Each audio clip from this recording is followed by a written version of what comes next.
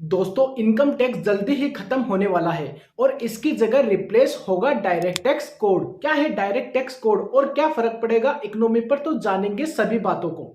तो जो budget release हुआ था उनमें फाइनेंस मिनिस्टर ने निर्मला सीतारमण जी ने यह कहा था कि हम इनकम टैक्स को बहुत ज्यादा सिंपल बना देंगे। फाइनेंस मिनिस्टर ने यह तक कह डाला कि हम डायरेक्ट टैक्स पर काम कर रहे हैं और नेक्स्ट 6 महीने में इसका अपडेट आपको देखने को मिल सकता है।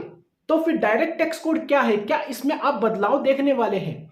तो दोस्तों, डायरेक्ट टैक्स कोड एक नया नहीं है, यह पुराना कोड है।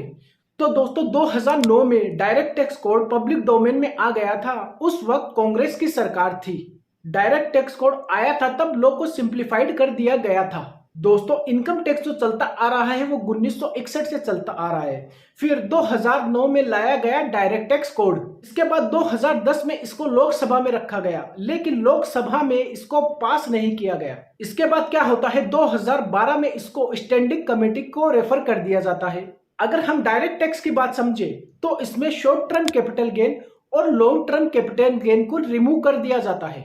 For all assets expected securities और इनकम फ्रॉम सैलरी को क्लासिफाइड किया गया as per employment. Income from other source को रेसिडुअरी इनकम के रूप में प्रेजेंट किया जाता है।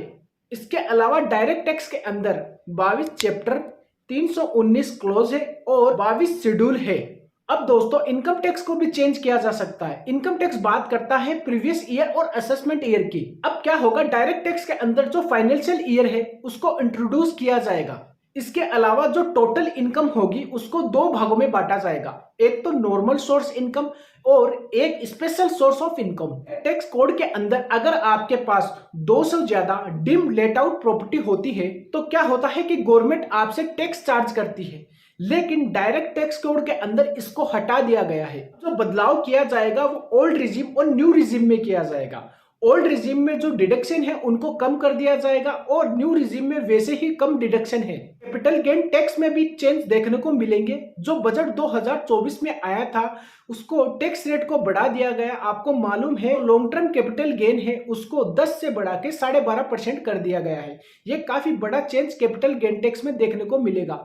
अब जो बदलाव किया जाएगा डायरेक्ट टैक्स कोड में वह इनकम टैक्स में किया जाएगा। अब दोस्तों, बजट 2025 में आपको डायरेक्ट टैक्स कोड में बड़ी अमेंडमेंट और अपडेट देखने को मिल सकती है।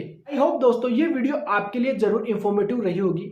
अगर इस वीडियो से आपने कुछ जाना है तो चैनल को जरूर सब्सक्राइब करें और इस वीडियो को लाइक और शेयर जरूर करें।